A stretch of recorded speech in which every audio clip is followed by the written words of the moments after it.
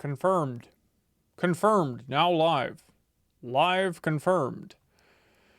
Welcome. Some of y'all can hear me okay. Let's wait for some more folks to trickle in. Let's go up on Twitch here as well. Oh, we do have some Patreon questions. We can't forget. Can't forget to get those as well. Hello, everybody on Twitch. Oop. He disappeared for me. But hello, Crowboy. Hello, Natron B. Natron B! Slip John B! You guys like Me First Then Gimme Gimmes? You ever listen to them? Procyon, thank you for the big sub. Appreciate it. Very much appreciated. Very much appreciated. Okay. Oh, I gotta remember. Here we go. Here we go. We got all this stuff. So, I definitely want to talk about Spider-Man 2.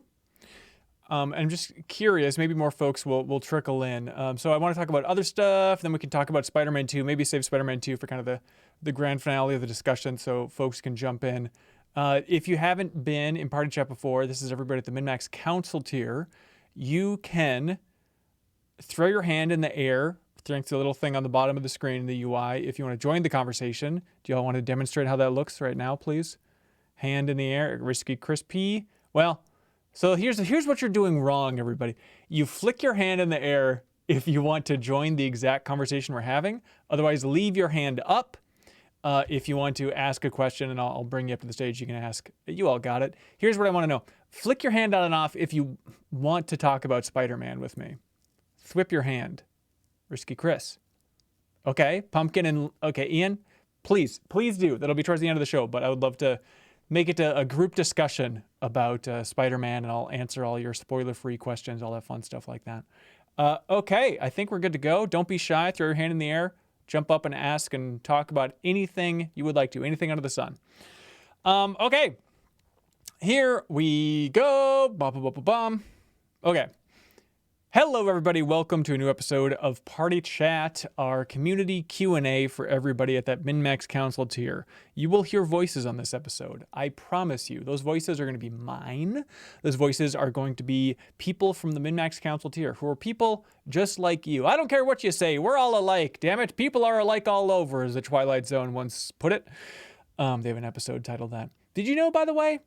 I bet a majority of people at MinnMax don't know, but fun fact, Jeff Cork and I, who's been on a lot of MinnMax stuff, he and I had a podcast where we reviewed every single episode of the original Twilight Zone, and it's still available as a podcast. It's in a MinnMax feed. If you just search for Twilight Highlight Zone, you can hear Jeff Cork and I unpacking and reviewing every single episode of the Twilight Zone. It's the right time for Twilight Zone because it's the best show ever.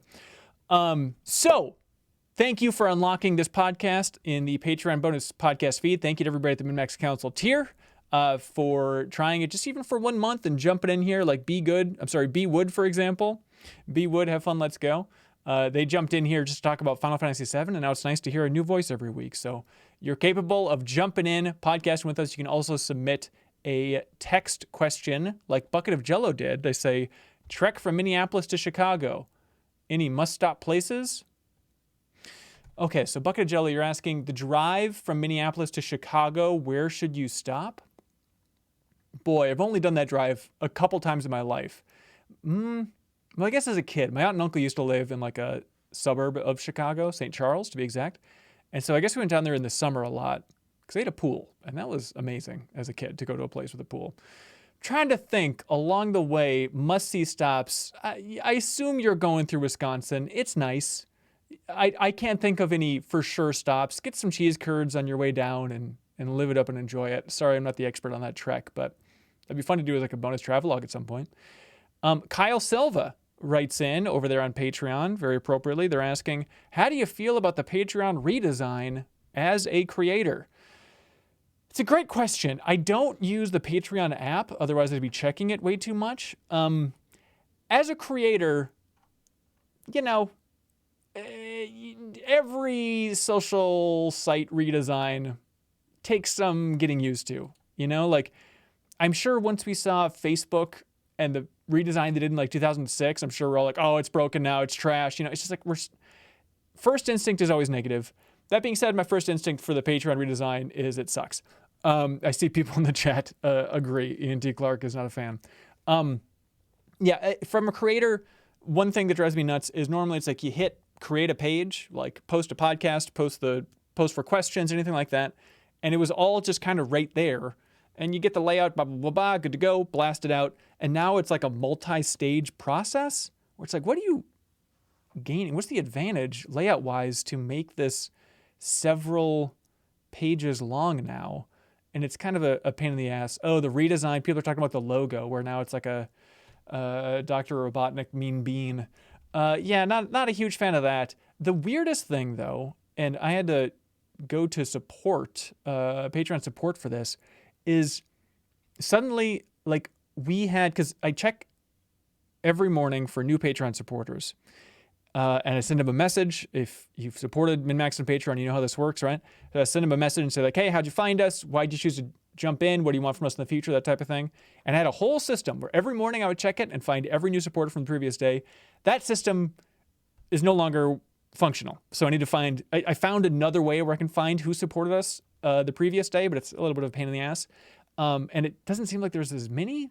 I don't know if I'm missing people, but when I first did it, it was like hundreds and hundreds of new supporters, but the tier they were on was just listed as free, which I don't know if you noticed for like, I don't know, 6 months, 8 months or so, Patreon has allowed people to become new supporters, but free supporters. So it doesn't cost them anything. They just kind of follow it like a news blog. And so they're really trying to get everybody to opt into that. And a lot of other Patreon outlets did. Like, oh, have people follow us on Patreon, and then maybe they'll eventually work their way to paying. And my attitude was like, I don't want to confuse people. I don't want to have to message one more thing of like, you can follow us for free on Patreon, even if you're not paying, but then maybe someday you will pay. I was like, I don't want that, because it also screws up the numbers of like our total Patreon supporters. Everybody's numbers are wackadoodle now. And there's a site called Graphtreon, which is my life. That's what I look at all the time just to see how we're doing. That shows the kind of success of MinnMax and us slowly climbing more and more, which is what I'm working really hard for, right? And so with the free followers, though, free supporters on Patreon, that number just gets out of whack. So a lot of people's Graphtreons are just completely all askew, and the numbers aren't to be trusted anymore because you don't know how many people are paid versus not paid. Point is, I was rejecting this conversion to install the new free things, but then I went in and checked for new supporters, and it was just hundreds of new free supporters. I was like, well, where are these people coming from? What is this? So I messaged Patreon, and they're like, oh, we converted it so it was, you didn't opt into it before to have like the followers, the free followers. And it turns out a couple hundred people were doing that at MinnMax. So now they're in the system as just supporters. And on the back end, I can see paid versus unpaid. But for the public, and we like to be as transparent as possible, I don't believe you're able to see that. So it looks like we have like 3,800 Patreon supporters, which we don't. We have 3,500 at this point. And so I don't like that misleading number being out there. Maybe it'd be better for advertisers or something to have the higher number, but it feels a little bit hollow if there's only, 3,500 people that are paying, but it says that we have 3,896 members of the Patreon. It's like, well, not really. So I'm not the biggest fan of the redesign, long story short there. But I'm curious if it's working well for you all, if you use that app, if you like the mobile app better or anything like that. But there you go, Kyle. So not in love with it. What I am in love with is the town of Seattle. The Big Misty, they call it. And this is a reminder, your final reminder, that we will be having the 4th anniversary community meetup for MinnMax. This thing is 4 years old. And that is going to be happening in Seattle this Sunday, October 22nd, at a bar and restaurant called Petoskey's. Petoskey's, P-E-T-O-S-K-E-Y-S. It's going to be Kelsey Lewin and I greeting, meeting, thanking people for jumping in and supporting us. But the thing is, feel free to bring a friend. You don't need to be a Patreon supporter to come by and say hello. So Kelsey Lewin and I will be there, glad handing, talking about games. If you've been to a Minneapolis meetup, we've had a bunch of them, it feels like. I've been to one of those, you kind of get the idea. You can see our video for our 3rd anniversary that we posted last year on our YouTube channel, just to get a sense of what it is. But it's just people hanging out. It's a lot of like, oh, it's that Discord name. That's okay. That's who you are. But it's been lovely. Every community meetup has been great so far. And so I am very much looking forward to this. So if you're in the Seattle area, please come out to Petoskey's, the Minneapolis/Minnesota themed bar and restaurant in Seattle. It's in the Fremont area. There's a Patreon post about it that's public for everybody. And again, you don't need to be a Patreon supporter. Feel free to bring a friend. If you're like, oh, I want to go. I'm near Seattle, but that seems weird. I don't know how to do that. Just bring a friend. It's going to be a bunch of other people that want to talk about games. We can talk about Spider-Man and Mario Wonder. It'll be a great time. We're probably going to talk a lot about Mario Wonder there because it's coming out on Friday. Let's see. Couple of plugs. First, Trivia Tower. Trivia Tower Tournament of Champions is happening Tuesday, October 17th. So this is going to be everybody who's won previously is coming back. We're pitting them all against each other. I think there's 19 total competitors. Ooh, Kath, do you have a question about this? Flick your hand if you do. 19 total competitors that can join. All right, perfect. To compete in Trivia Tower. But you have your best odds ever of winning a game code, even if you're not a former champion, because everybody can still compete. So the way it's going to work is we have the first floor, where if you're a supporter at the $2 tier on Patreon, you can jump in and compete for a code. And normally you'd have to make it to the third floor to win a code. But in this one, it's a funky structure where everybody's going to be there on the first floor. Whoever gets the answer correct wins a game code automatically. But they're not moving on to the next floor because the next floor is reserved for the Tournament of Champions. So you can see it kind of as like a bigger, easier to win game code version of kind of a pre-game before we get to the Tournament of Champions. And that's happening October 17th, 7 p.m. Central. Hello, Kath, what's happening? You're muted, I do believe. And I assume Devil's Cathvocate is still Kath? Hello? Yes, hello. What's happening, Kath? Hey, yeah, about the Trivia Tower. Yes. As a French speaker that can do English, but it's like I'm slower than Sure. you. Yeah. I cannot play Trivia Tower because it's too fast. That's interesting. I'm sorry to hear that.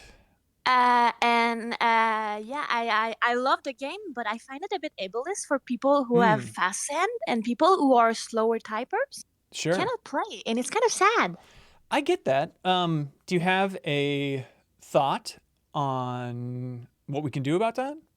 Not yet, but I just got the time to say it. Yeah. Because I love Trivia Tower. I watch them all, but there's no way I can play. That's interesting. I mean, the first thing that comes to mind for me is like, oh, we have a voice-only version of Trivia Tower. To try and get even around. then, It's like I cannot play Heads Up or those kind of game because I'm Sure. really slower than everyone, like by a second all the time. Because it's not my language. I don't know if other people are like that, but Yeah, no, that's yeah. fair. Okay, so we have a French voice-only version of Trivia Tower. Okay, this is doable. This is doable. If we're around long enough, eventually we'll get to everything, so we can do it. Yeah, like, then a Spanish, then a Japanese one. Ooh, then that would be fun. I'd love to have a Japanese-only Trivia Tower. We'd get like Mark McDonald to host it or something. That'd be great. Well, I'm sorry to hear that, Kath. Anything else you'd like to talk about?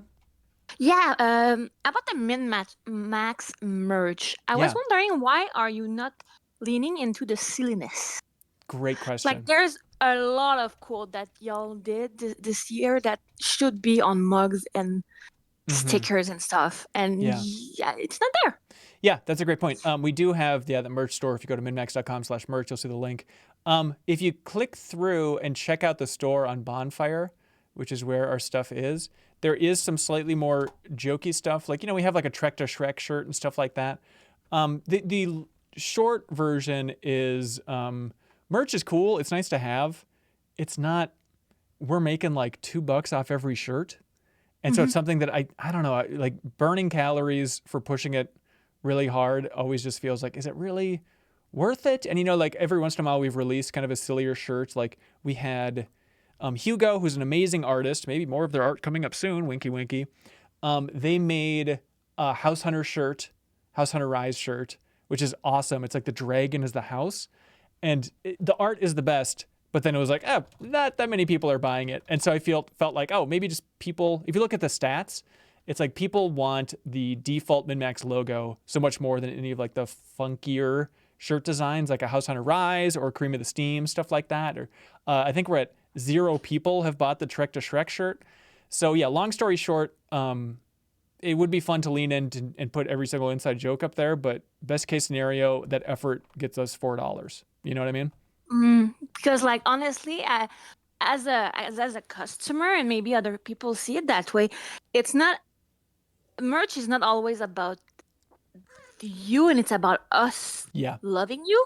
I don't know if you see that. Please don't Like love us, but yeah. because I don't wear t-shirts, so I don't what you offer I cannot have. Sure. And like yeah, there's the sticker and everything, but like having a sticker, I don't know, that say Sarah was right about Baldur's Gate, Ben is wrong, Ben hates it, you know. Yep. Like for me, I'd put that on my computer.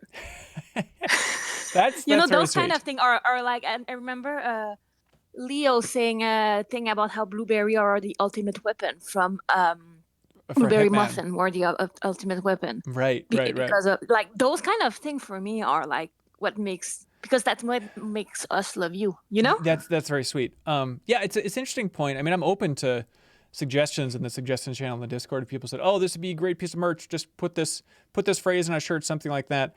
I think also it's part of the job, I guess, but there is something kind of gross about like, I don't feel that gross about it for other people, but like, you know, if I were to put a phrase that I say a lot on a shirt, that's just a level of narcissism I can't comprehend, you know. But it's like, oh, that thing that Sarah said is really funny.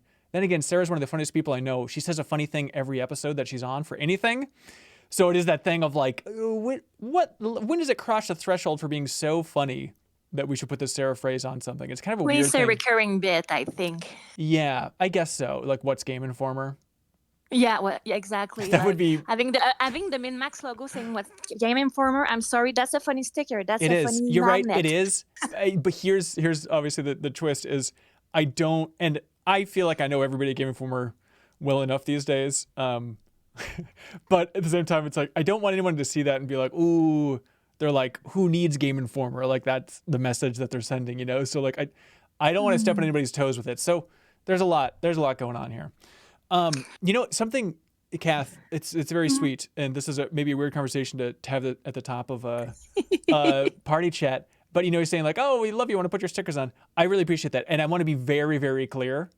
This is not about you, and this is not about anybody in the community. Like, no one has pushed any boundaries that I've seen recently. And to be fair, Kath, just because I'm bringing this up now, it has absolutely nothing to do with you. I want to be crystal clear on that. But it is. I just felt like even on the MinnMax show.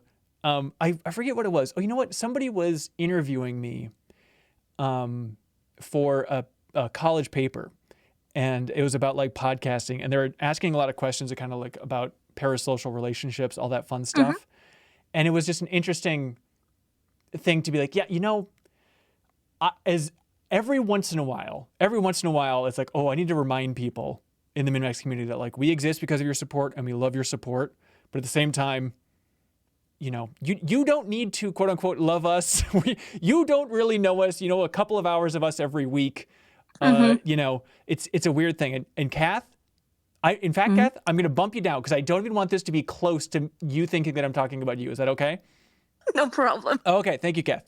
But just it's a thing that and again, this is not triggered by anybody, but it's just a reminder I want to send out there for folks that I would love to have a healthy relationship with MinnMax and the community to have a healthy relationship with our content. And I think everybody is, but at the same time, it's like you're supporting MinnMax on Patreon. You're not paying to be our friends. You know what I mean? And again, no one has crossed this boundary. Don't think like, oh, I sent Hanson a message that this crossed the boundary. It's absolutely not that. It's just the larger idea of, I just want to be very clear. You're not paying for our personal friendship. The friends are in the Discord. And a lot of friendships have been made in MinnMax's Discord, and that's very sweet. But I don't want to give anybody that impression that we're your best friends. Do you know what I mean? It kind of freaks me out.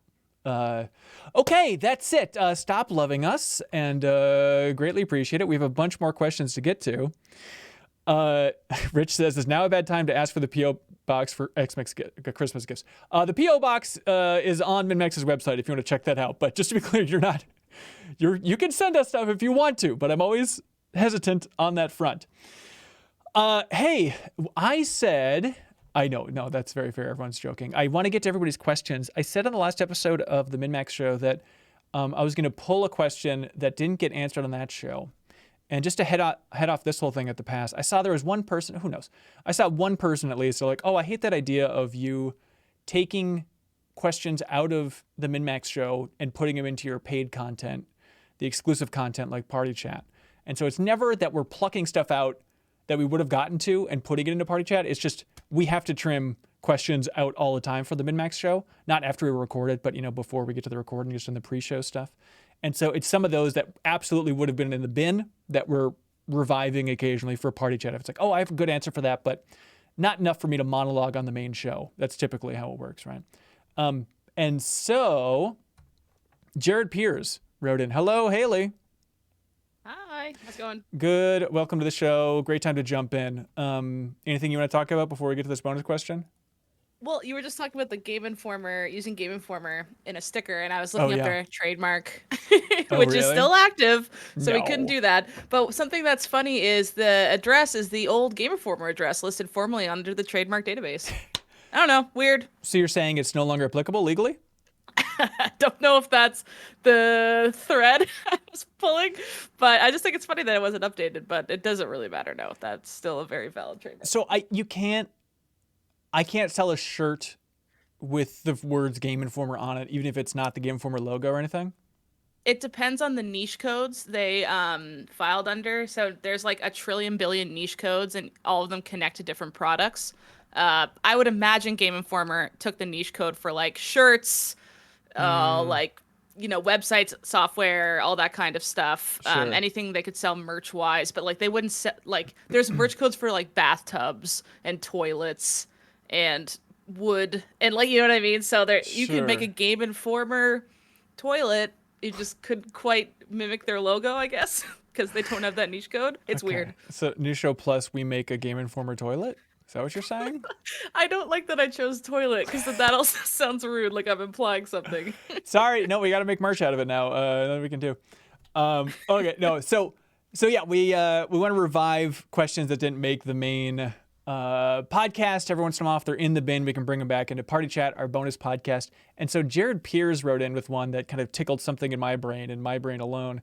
Jared Piers wrote in and said, hey, MinnMax, is there a moment in your life where you could have made a disastrous decision but avoided it? I'm talking about decisions that would have ruined your life as you know it. Ooh. That's interesting. I mean, I guess we could have stepped off a curb at the wrong time and gotten hit by a bus, but no pressure, Haley, if something doesn't come to mind for you. And I don't know about ruined my life, but one of the big twists and turns in my life, and I don't think I've talked about it before, is I was almost a video producer for Wired. And really? That meant that MinnMax wouldn't have existed. So it's a really weird saga in my life, but it was 2019, like September-ish 2019, and I was at Game Informer coming up on 9 years. And so I was a little frustrated with certain things around the edges of Game Informer, even though it was still a dream job, but there was an opportunity. I'm sorry, I have to go. All right, bye, Haley.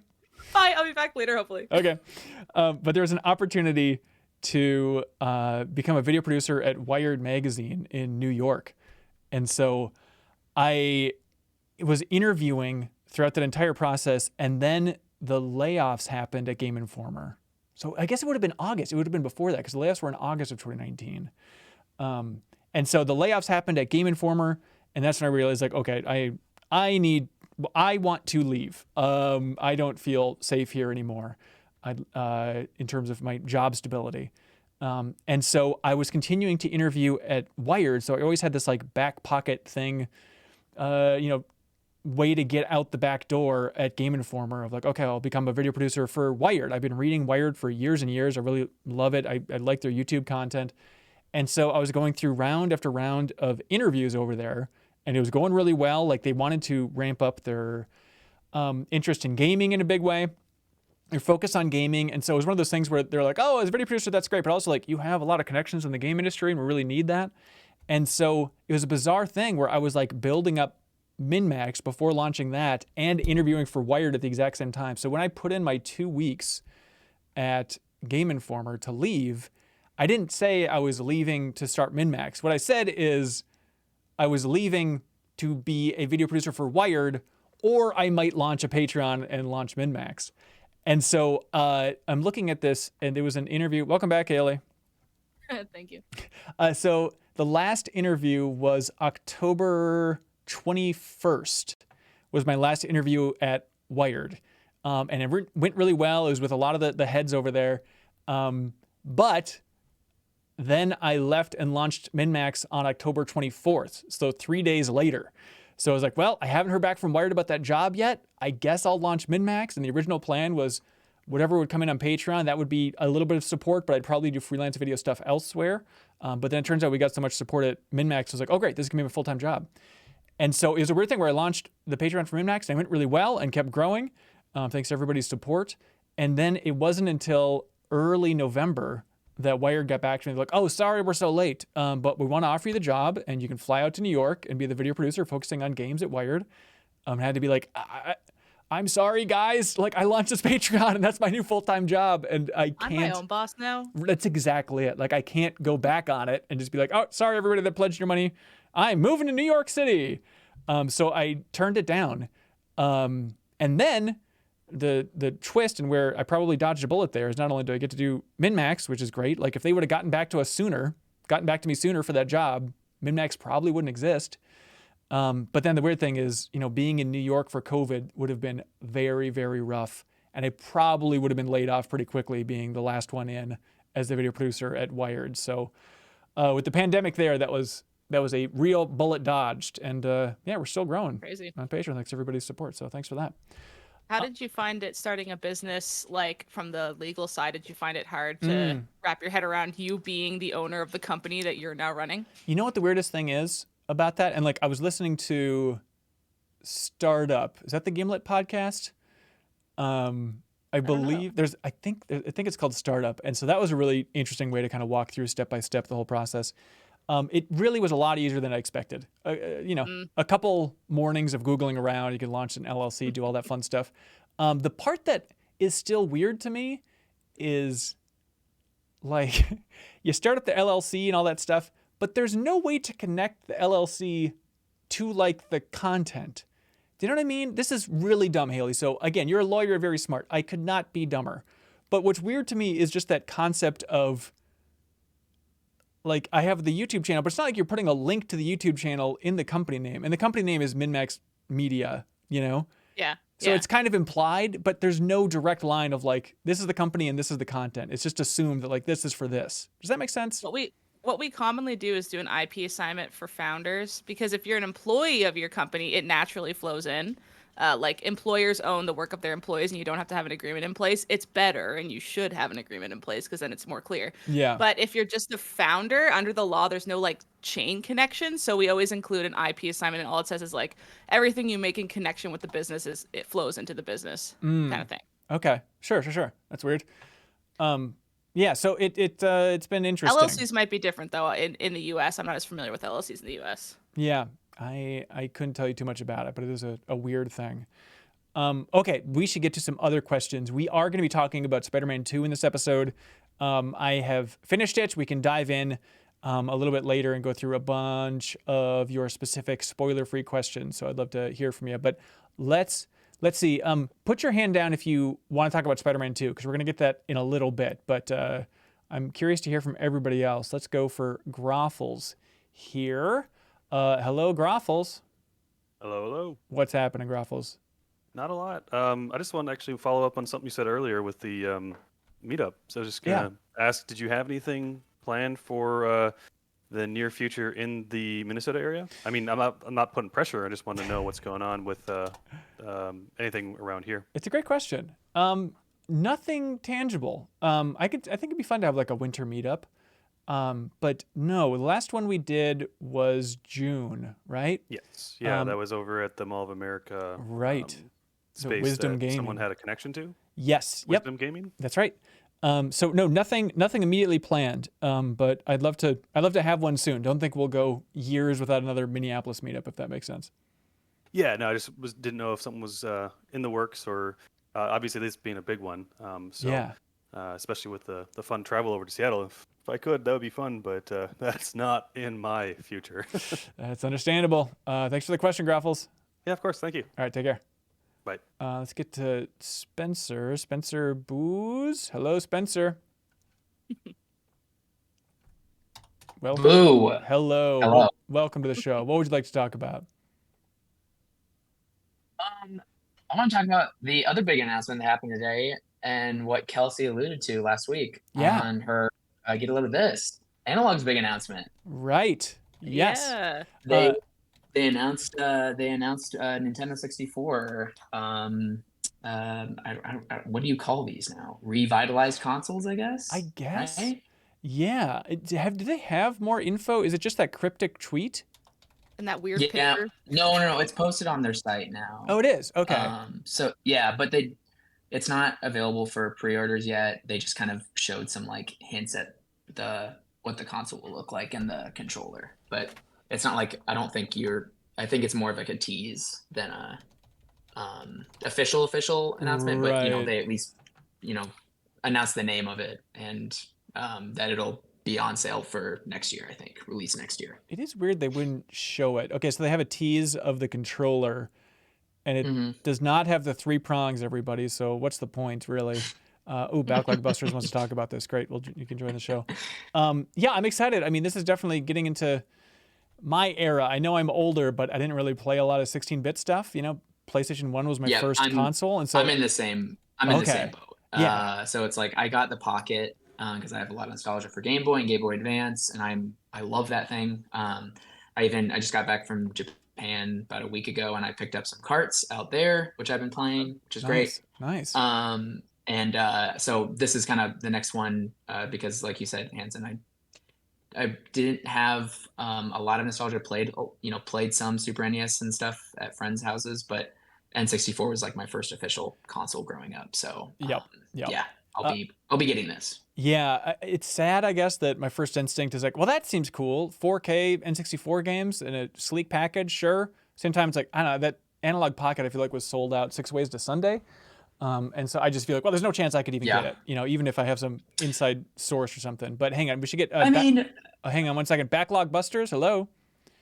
Yeah, I mainly wanted to ask. I don't know if y'all saw. I was seeing I think Warrior 64 and some other people mention it, that it has no open FPGA support, which the Pocket had, and which made it really easy to basically treat it like a portable Mister. Okay. But this one and seemingly the Analog Dual, they've removed or are not including that, which feels very limited. I don't know how y'all feel about that. The Pocket being open and basically being that portable Mister has mean I've been able to play so much more on it, and it's been a portable Mister. And it's so weird to me that now the 2 consoles they've announced afterwards don't have that support and are just locking you to one, and it just makes them feel so much more narrow to me. But I don't know if y'all have any feelings about that. I mean, I'm not too hip to this scene, Daddy-O, but it seems like having the portable version of the Mister, that seems like a great option. There's so many other options for emulating at home or just for playing other games at home that I don't know if it's as necessary, but it does seem weird that they would kind of change it up so that it's less tweakable for the N64 version, right? Yeah, that just felt odd to me because I'm very excited by it. It looks very cool, but I'm like, do I want to put myself through the pre-order process for the Analog Pocket again? Yeah. When now I see all these posts about the Mister and this new Mars FPGA that are getting N64 support and are seemingly easy to grab. Especially you could grab it with a cartridge reader and boot your stuff up there if you wanted to play the physical carts. But yeah, I don't know. It looks very cool. I may completely change my tune once it goes on sale and I try to pre-order and actually get in. That'll be too won over by nostalgia to hold myself back. But it just seemed more limited to me, even though it does seem very cool and other consoles look very, very nice on a shelf. But yeah, for sure. It looks great. I'm curious to see what the full thing actually looks like now, just because I have so much love for the N64, so curious how it goes. But thank you, Spencer. Thank you, Backlog. Let's get to Nodzilla here. Bring him up on the show. Thanks, everybody, for jumping in, for a packed episode of Party Chat. Hello, Nodzilla. Hey, how's it going? Really well. You're on with Haley and I. What's happening?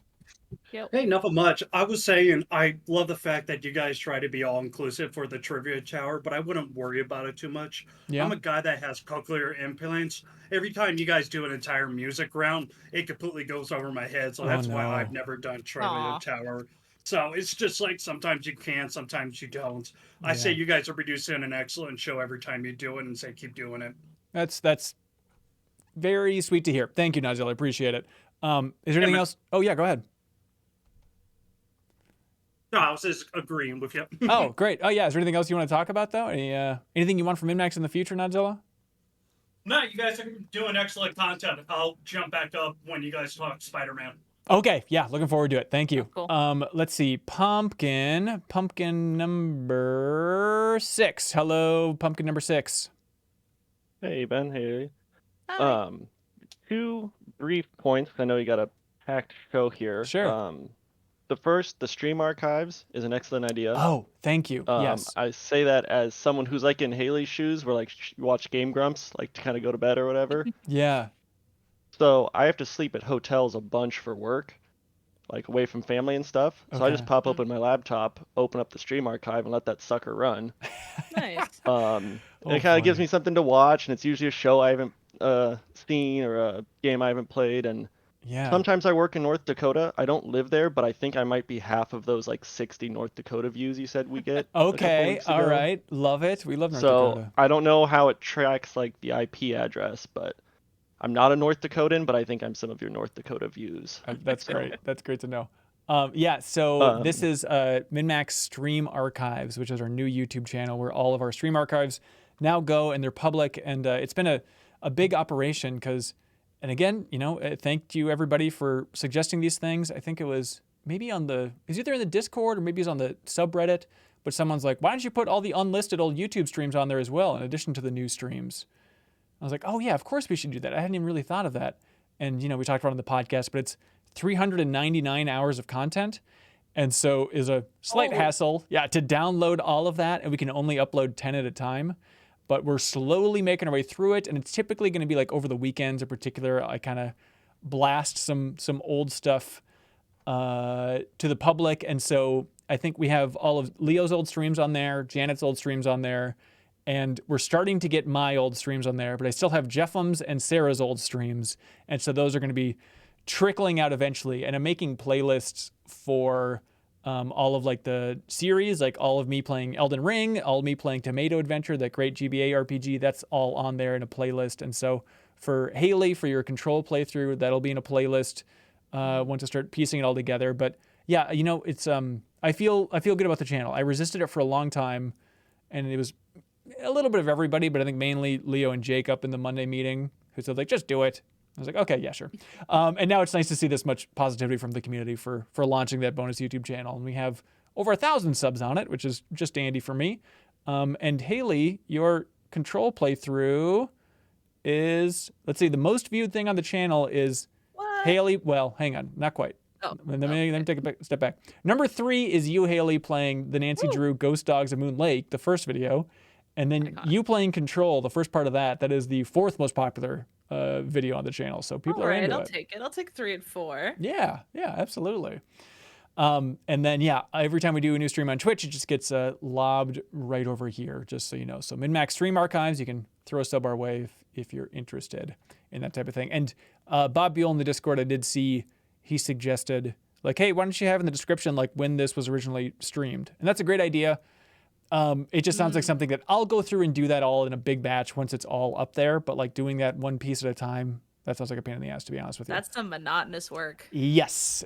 Like trying to date that stuff is tricky. And also it's like we put it up on our own YouTube channel, not exactly the day it was streamed on Twitch. So it's not always accurate. So I'll probably just do like month. Like this is from October 2021. But it is fun. Yeah. It is fun to go back and look at some stuff. Like I put up the 2 or 3 streams of me playing Pokemon Legends Arceus over the weekend, and I just jumped around that a little bit, and I was seeing how much fun I was having with that game, and then I got angry again that I don't think that game made the 210s last year, because I'm like, man, Arceus rules. I really think that's a unique, cool game, and we didn't appreciate it enough. That game was awesome. Thanks, Haley. Let's see, Pumpkin number 6, anything else you want to talk about? Yeah, I'll be brief on it. Last week it was in the description for Party Chat. The hint of talking about AC Mirage, and Oh, then it sure. got eaten up by everything else. Yeah. I just beat it this morning. I woke up early to beat it before Party Chat because I wanted to make sure I had a holistic view. Sure. It kicks butt. Ooh. I think for people that love the Assassin's Creed series, it's a must play. Maybe not right now. Like I understand it's a very busy rest of the year. Yeah. But like, throw it in your library, set a reminder for March of 2025 or whatever. But like, I think it's a story that's compelling. It's cool to play.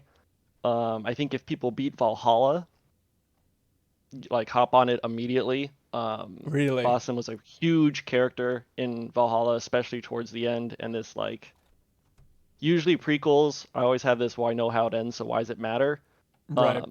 But this kind of addresses that very well, explains the Isu human relationship a little bit more in depth, but not like overkill, and that's like the how gods work into our current day lives in Assassin's Creed. It's a whole awesome web that you can watch like a 30-minute YouTube video to recap. Right. It's nice to hear that feedback. I feel like the general gaming podcast consensus, listening to all the gaming podcasts I listen to, is everyone's kind of like, not so much. I've even heard from people who beat it. They're like, not so much. And then, God bless her, my friend Nora, who's been streaming it, Cozy Core on Twitch. She always posts in the community stream links. But she's been streaming it. I feel like every time she streams it, she's like, this isn't really the most fun game, but I'm going to keep plugging away at it. So I love that you love it, Pumpkin number 6. Yeah. My two, I guess, key takeaways for people interested is it's very much like the older ones, where it's not a giant open world, but because there's only like 5 main targets that the story is revolving around, the locations that those 5 are in are really well thought out. Right. With a lot of different ways. So they definitely went smaller in scope to add more detail. And I've learned a crap ton. Like I've never read a codex in a game. Yeah, but it's kind of you open up the codex and it drops any lore, it drops any Assassin's Creed to it, and it just describes what that actual faction was doing in the 900s, or like what the police force was like in the 900s, where poetry fit in. Like it doesn't. Right. It's not Assassin's Creed lore. It's like, believe it or not, real life, actual what happened history. So that's cool. It's just been cool to read that stuff. So yeah, people should play it if they're interested. If not, I'll keep playing it and go back to Valhalla. Probably it spurred that again. So which is a dangerous habit for me. But yeah.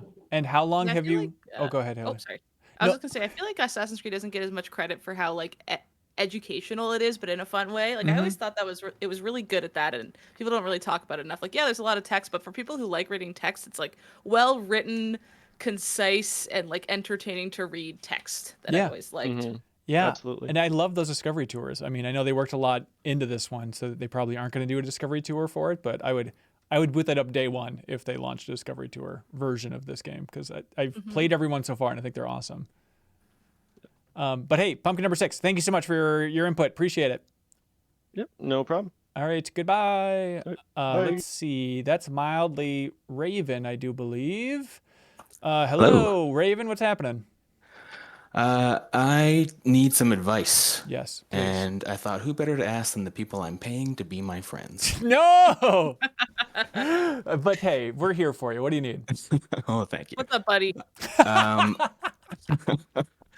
I am starting a Discord, and that's terrifying, and I don't know what to do. Okay, so now you're really taking me back to October of 2019, because that was exactly my take. And then there were people who seemed to understand how Discords worked, and I said, will you be the mods? And they said, yeah. And then it kind of snowballed from there. For what it's worth, you're welcome to look at everything from MinnMax's Discord, like the rules and everything, and copy and paste whatever you need over there. I don't think there's anything proprietary about what we're doing in here, you know? Oh yeah, I've basically been scrolling through everything I possibly can. Oh, really? What are you worried about? Racists and horrible people, mostly. Well, who are you inviting to the Discord? Well, so it's for a game I'm making. Oh, cool. And what's the game? It's called It Consumes. It was actually in the last year's Game Jam. Yeah, that thing was awesome Cool. for sure. I remember that one. And so it's starting to get people like asking for a Discord now. And that's like very scary to me. I don't It just think you feels should like be it's that one of those scared. things, if I don't know what I'm doing, it'll like get out of control before I can control it. No, I think with that hardcore focus community, I think you'll be totally fine. And, somebody will jump in there and you know what? Just have a suggestions channel, and people who know Discord better than you do will give you suggestions on how to tweak it, how to build out a healthier Discord, and you just take it one step at a time. If someone is really stepping up, you can ask them to be a mod, and that'll be a big game changer. Shout out to our mods again here at MinnMax. And so, yeah, I don't think you should be scared of it. It'll take you a couple hours to launch it, and it'll be the heart of the community like MinnMax's is. Well, I hope so. Thank you. Yeah, good luck. Do you have an ETA for when the game's done, by the way? No, but it's in part of a like Steam's Halloween event. Oh, cool. So the demo will be there. It's in a couple weeks, I think. Awesome. So got to get everything set up for that. Are you contributing to Game Hacks this year? I really, really want to, but I don't know if we'll have time to with getting all this ready for for in a couple weeks. But yeah, totally. I'm gonna see what I can try to slap together in the few days after that's done. Yeah, It Consumes is the name of the game. That was super cool when we played it last year. So best of luck to you. Yeah, thank you. All right, bye. I'm gonna wish Raven. list it right now. She's gonna do it. She means gonna do it. Hello, Rich. Hey guys, how's it going? Pretty good. What's happening? I don't want to take up too much time from Spider-Man because Alan Wake won the deepest dive. But Yeah. so I had a quick question about the knockoff merch. Maybe we take this offline. But Haley, how is it that outlets like the Yeti can just mass produce all these shirts for Games Done Quick with like not quite legally Mario on them, but clearly Mario? Probably with the big corps, they just aren't going after it, to be honest. Like, if you look at Etsy, if almost everything on Etsy is violating IP, unless like someone made it in their house, like a woodworker or something. Yeah. And it's honestly, it just comes down to they don't care. Like they're not pushing back. Where with some bigger, that's funny you say that because I'm literally wearing one of their shirts right now that has copyrightable characters on it. It's Right. like has Kirby, Shy Guy, Diddy Kong, like all these people. Shh, And don't be either a they nerd. Come on, be got the cool. licenses and that, and then we just don't see it behind the scenes. Like maybe Nintendo has some kind of like really quick and easy cut dry licensing agreement for shirts and they get 10% of the shirts or something and they just chuck it out to these kind of websites. Maybe they've signed something like that, or maybe they're just doing it until they get taken down and they just like stop selling the shirts. It's kind of a lot of the time it's fast and loose style copyright infringement until the big baddie comes along and says stop it, and then they just stop it. Isn't the idea for some of these sites that they're just up for like one day? And so that kind of skirts around it, where it's like, what are you going to do? It's going to take you more than a day for your lawyers to hunt us down, but we've already stopped selling it by then. And a lot of times it's the cost too. Like, does it cost more money to get our lawyers to shut this down than to just leave it alone? Right. And like, are we really losing a lot of money because this one person on Etsy is selling Mario shirts? Like, it costs more to get our lawyer to draft up the cease and desist than to just leave it. Yeah. So that's also like a huge part of it too. Okay. Yeah. So it sounds like I won't be sued for my copyright infringement, is what I'm hearing. The worst lawyer advice I ever gave. Just do whatever. No one actually cares. You're I've got it on safe. tape, so. No. Yeah. We have like those stickers that Hugo drew for all the deepest dives that we've done so far, and on our merch store, I think it was just the Batman stickers were taken down. Like the store that we hosted on, we're like, not so much. Even though I think we named them like Dark Crusader, like it was something not Batman, but they still were able to detect that Batman's image was being sold on there. And so it's interesting that for that site that is picked up, but on a lot of these other ones, it's not. Yeah, and then certain companies are definitely more restrictive. Like I know Warner Brothers with Harry Potter is like, so like they're on Etsy. Like they're the ones that are on Etsy, like take it down, like going after everybody. I remember there was this candle company, and I read their whole blog. Like they went out of business because they were selling candles. It's like Dumbledore's office, and it smelled like whatever. And then like Slytherin, and they had all the candles, and they made like thousands of them. And then Warner Brothers was like, stop it. And then they just had all this inventory, and then they went into like crazy debt. Oh So, God. It's hard with people. Sometimes I see on TikTok, like, here's my new hoodie business, and it's so cute, and I see how many hoodies they're making, and part of me wants to go, oh, don't make too much stock because you're gonna get shut down. It's gonna suck 'cause you can't sell them. You're just gonna have to throw them away. But I don't know.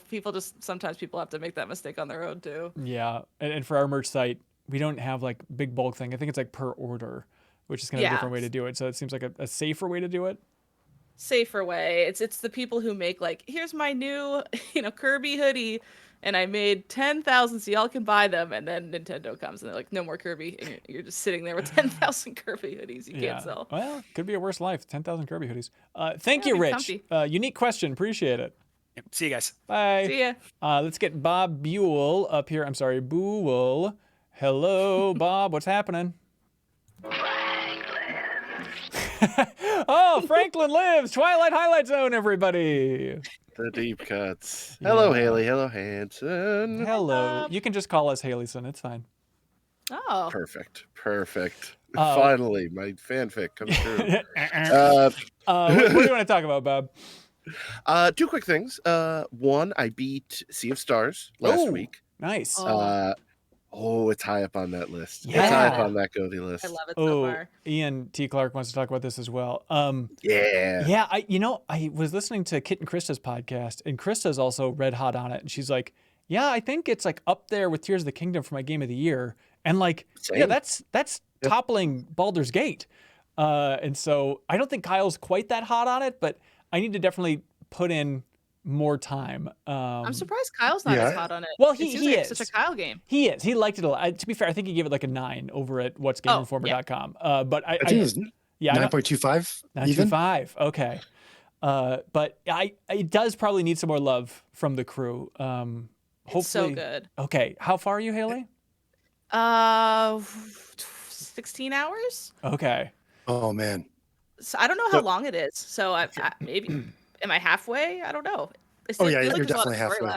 Halfway? Over halfway, probably. Yep. I went in and got all like the MacGuffins, like the rainbow conches to get the quote unquote true ending because I got obsessed with it over the week. And that took me 40 hours to get like the true ending and the secret stuff and all the big extra stuff. Right. So 16, you're well over halfway for the regular game. Yep.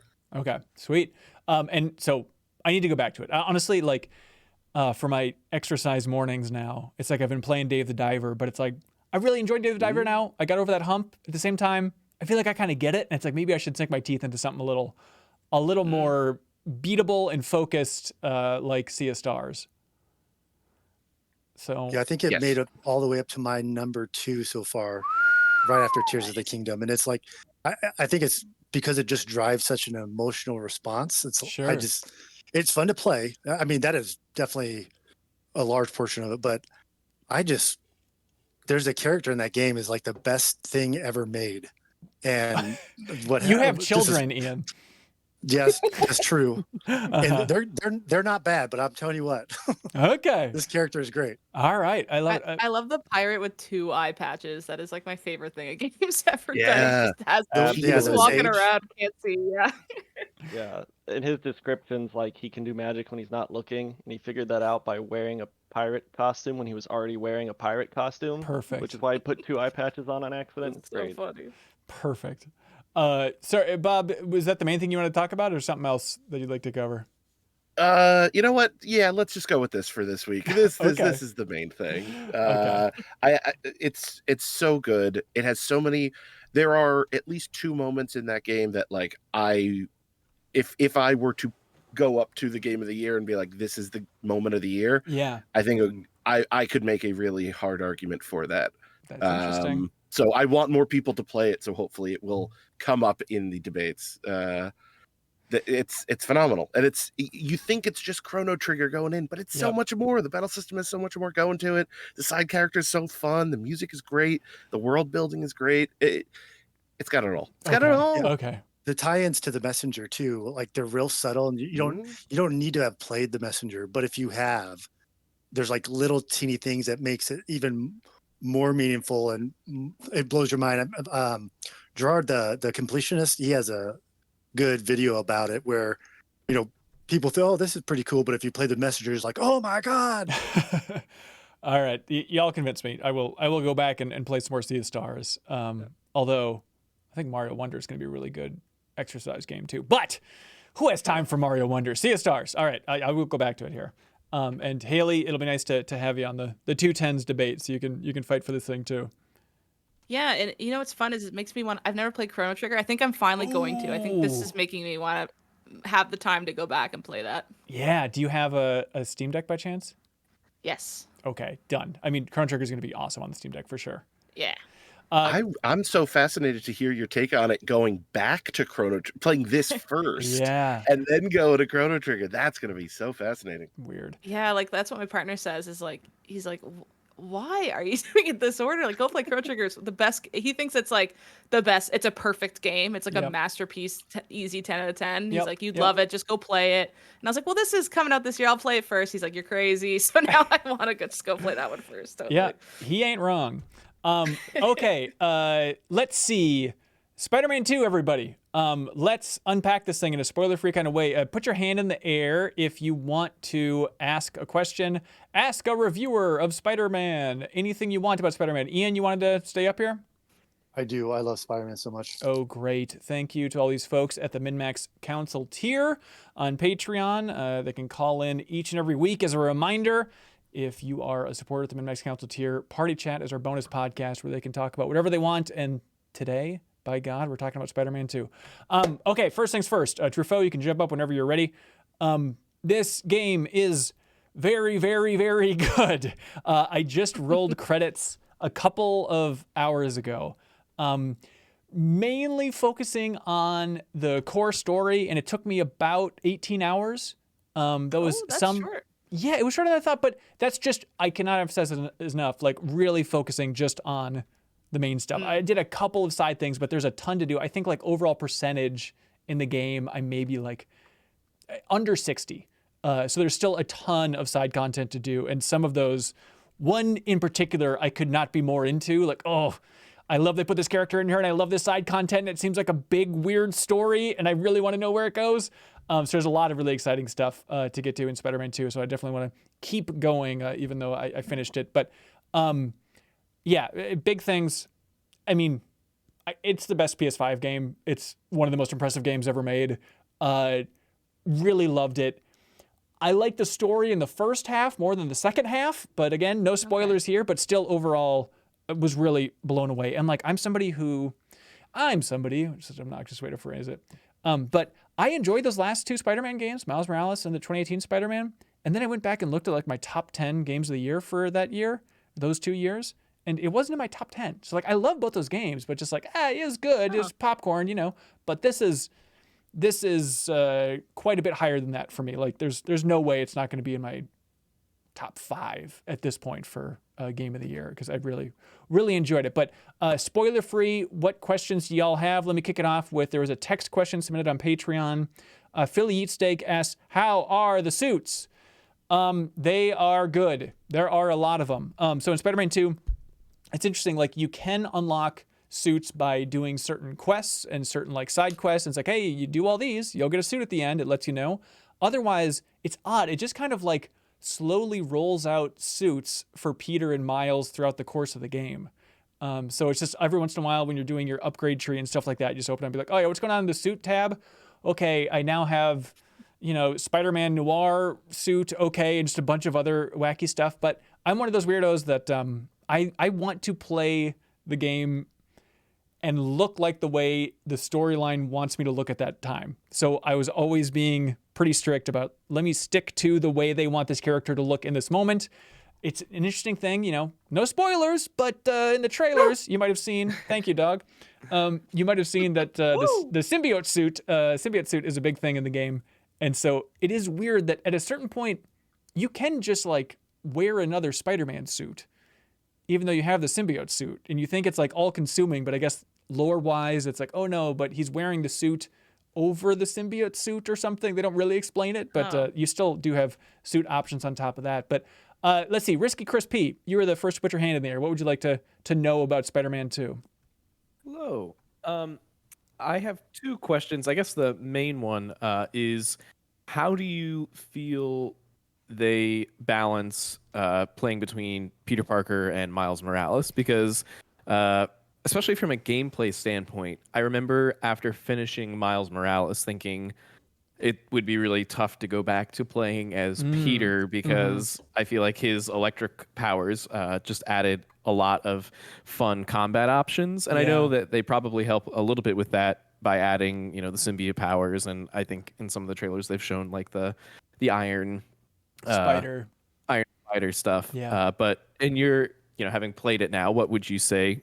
How do they handle that? Yeah, very well. You're exactly right that they make up for, I think, Miles being a more interesting character to play with the symbiote stuff, and they give Peter new moves in there, and so I never felt bummed out to be playing as Peter compared to Miles. And I think, for a while I was worried about like, oh, am I going to be getting like jumbled up for the moves and stuff between these two? But you can customize, like, if you want your AoE attack on the same button for each character, you can do that.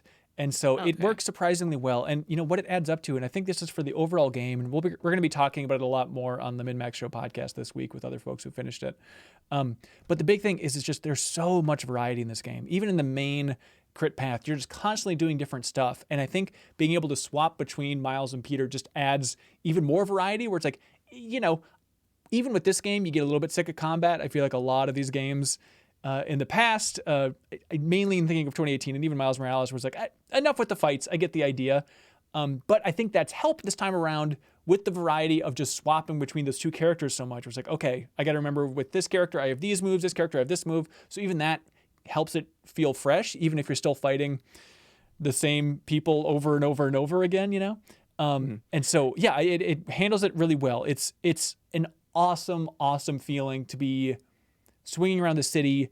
There's a random crime going on. You're Peter, you go down there, you're fighting some baddies. All of a sudden, Miles just swings by like, hey, need some help? And then just, I love that. it's so good. That's And so like cool. the animations of those two like working together for just like a slow motion moment. Like Miles would come through, punch a guy in front of Peter. Peter will give him like a big thumbs up as he swings away. Like, it is awesome. I'm getting goosebumps thinking about it now. Like, it really is just an unbelievable feeling. Yeah. If this is a spoiler, you don't have to say, but Sure. How does switching between them work? As far as like, as I understand it, if I'm tell me if I'm wrong. In the open world, you can swap anytime. Yep. But are like main missions kind of segmented as this is a Peter mission and this is a Miles mission? That's exactly it. And it's nice because you'll go to the mission and it'll be like, hey, this mission's for Miles. Do you want to switch to Miles right now? And you don't have to go like find Miles wherever he is in New York and swing him over there. It's like, oh, let's switch to Miles right now. We're Miles, launch the mission. And most of the side quests are like either person can do it. There's some that are specific to one person or the other. So yeah, pretty seamless. There is like, every once in a while there is a little hiccup if you really want to try and push it. Like maybe they'll patch this in a way because, full disclosure, we got this game really early, which is awesome. Everybody's had a lot of time, which is why you've seen so many reviews go live today, right?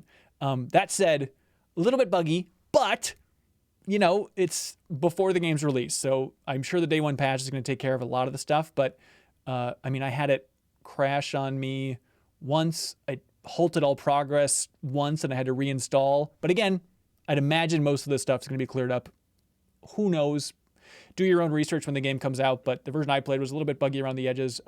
But the point is, I don't think they can patch this. But what would happen is like, that awesome moment when you see like Miles come by and help you out in a fight. I then tried testing it where then I bring up the smartphone. It's like, all right, now I'm going to switch to Miles real quick. And I did. And then it was suddenly Miles like hanging out in a building on the other side of New York. So it doesn't quite factor in literally where he is. So you can bust it a little bit that way if you want, but it's so cool that it doesn't really matter in a big way. But Notzilla, what would you like to know about Spider-Man? The villains. Am I able to spoil 2018 a little bit? Yeah, you can spoil 2018 Spider-Man, sure. Okay, with the Sinister Six, they didn't go into the actual Sinister Six stories that well. It was more like, hey, we're here to cause bad guys. Do they actually allow the extra villains they introduced in this game to flesh them out a little bit better? It's a good question. Yes, I think they do. I don't. Yeah, there's some good backstory stuff for the villains in this game. And Kraven the Hunter is in it.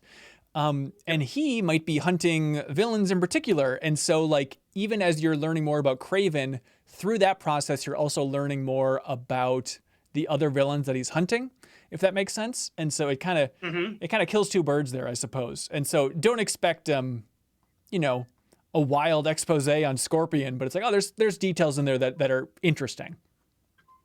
And I guess my other question is, will we need a box of tissues for this game, or is that too much of a spoiler? Too much of a spoiler. Cannot confirm nor deny, but there were emotions. Hello, Truffaut. Thank you. Hello there. Hello. I saw there was a news outlet that uploaded their review as opposed to their preview yesterday. But I'm just curious, what level of spoilers is this game capable of? Are we talking Infinity War levels? Should I be avoiding the internet altogether? There are surprises in this game. People are.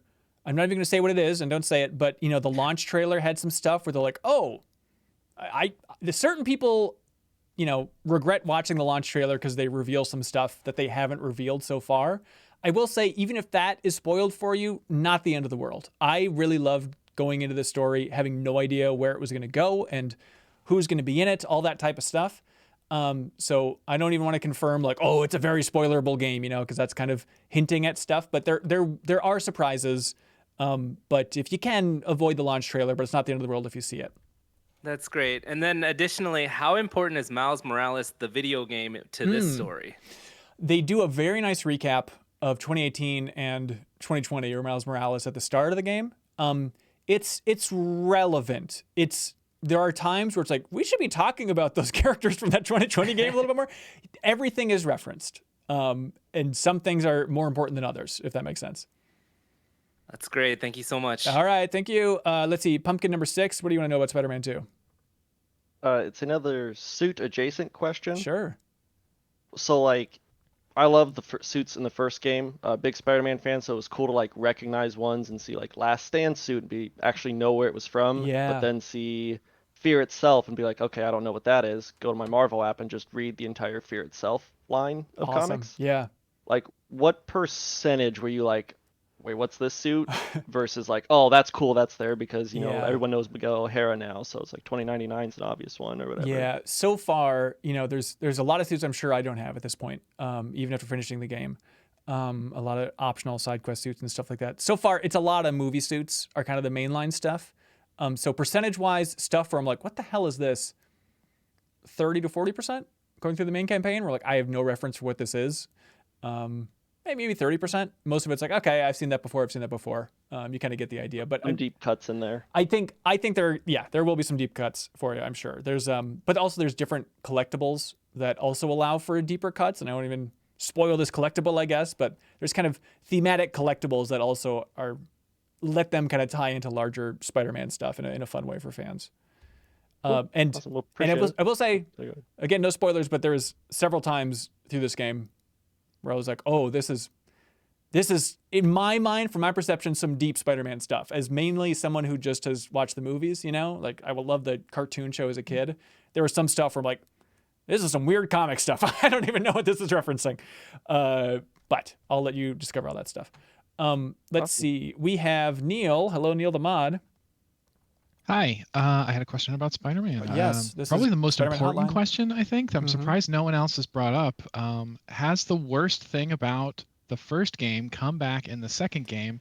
I'm asking, of course, are there screwball challenges and are they awful? What are the screwball challenges again? That the girl in the white suit with the pink stripes that does Instagram stuff and likes voice and actress stuff, and it's yeah. from what was that Insomniac game? The one on Xbox. The one on Sunset Overdrive. Yeah, the voice actress. Okay. And Neil, I kind of like the screwball ones. I thought you were talking about the Mary Jane and Miles Morales stealth missions. Yeah. That's when you said worst thing. I kind of nothinged them until I did the DLC content, but there's a DLC that takes them to a completely second level where they are just an awful slog to do, and I hated them. I didn't do those challenges in the first game. I have not seen them in this game, and there's a wink and a nod to the backpack stuff from the last game as well. And it's actually a big part of the game is, which I think is really smart, is they're trying to de-emphasize the mini map. I really haven't spent that much time. Maybe I will now that I'm trying to mop up everything else in the game. But I haven't spent that much time just staring at the map. Like, okay, set a waypoint here, go do this, go do this. Like, it's really good about having a very visual indicator for like, there's a little side quest over here, side quest over here. And so I think it's a lot smoother experience for just like catching your eye with subtle things in the distance. Like, okay, I know if I go over there, it's going to be this type of thing. So yeah, I think it's working out well. Let's see. Ian, did you already ask your question? No, I was gonna. So the way games handle like leveling up, either they start you out with everything and they Metroid you, right? Or there's a slow, steady progression, and you get these powers, and you keep these powers. And I don't want any spoils, obviously. Sure. But the symbiote comes with powers, but at some point, you would assume the symbiote is gone, or do they handle that progression well? Where they give you the keys and then they take them away? They handle the progression well. It is a fascinating conundrum. I think there's a lot of like design challenges with exactly what you're talking about. And you're in good hands. They know what they're doing over at Insomniac is the best way to phrase that. All right. Let's That's my see. case. Okay, thank you. I got another one for you. if you got a Yeah, minute. for sure. Go for it. Since Alan Wake is probably going to be the winner of the deepest dive, are you going to do an individual episode just on the story of this one?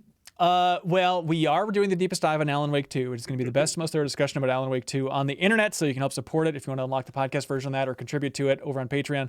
I haven't talked to enough other folks from the MinnMax crew who have finished Spider-Man, but I would love to do a Max Spoilers, like bonus discussion talking about Spider-Man 2. So I'd imagine that would happen, but not 100% guaranteed. I'll put it at 85% because I do think there's a lot of fun stuff to talk about, and I took 300 pages of notes about it.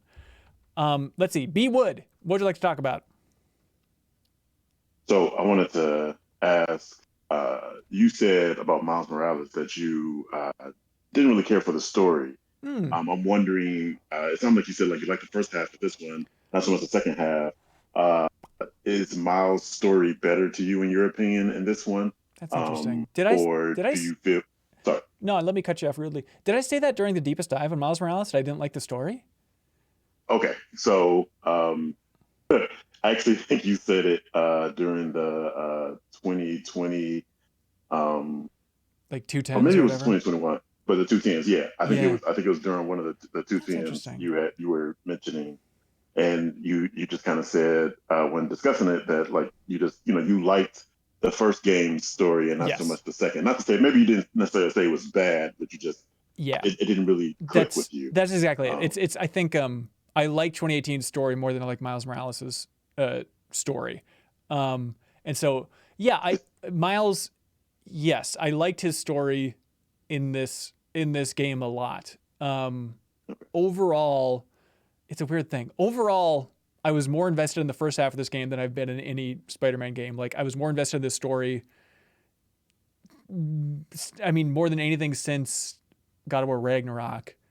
And then, to be fair, it's not that I don't like the second half of the game. It's just I was slightly less in love with it, So still, it's all shades of gray. But yeah, Miles has they definitely spend a lot of time with Miles in this game. I think if you're a huge Miles Morales fan, you'll be satisfied by everything they give you in this thing.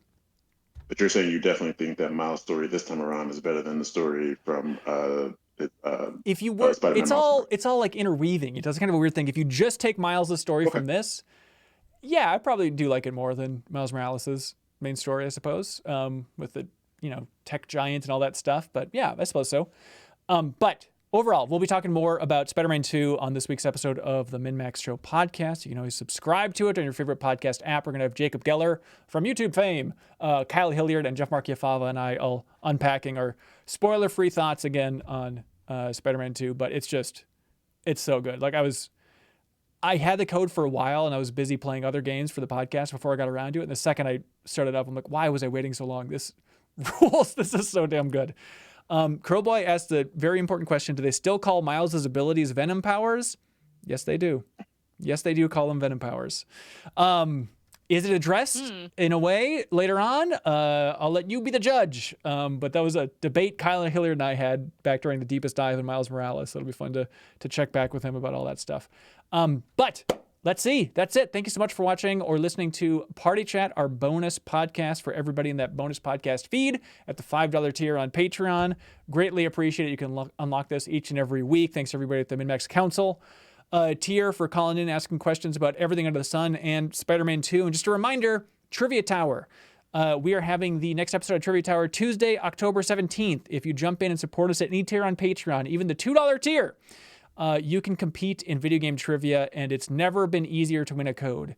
You support us on Patreon, you help support Independent Games Media, you help support all this content we create, and then you get access to the Discord. The Discord is where you answer the questions that we volley your way in Trivia Tower. If you get one question correct, the first to get a question correct, you will win a game code. We have a ton of game codes for Star Wars Jedi Survivor, and a ton more to give away. So just one question correct. You only have to know one answer, and you get a game code. So it's never been easier. So patreon.com/MinnMax with 2 N's.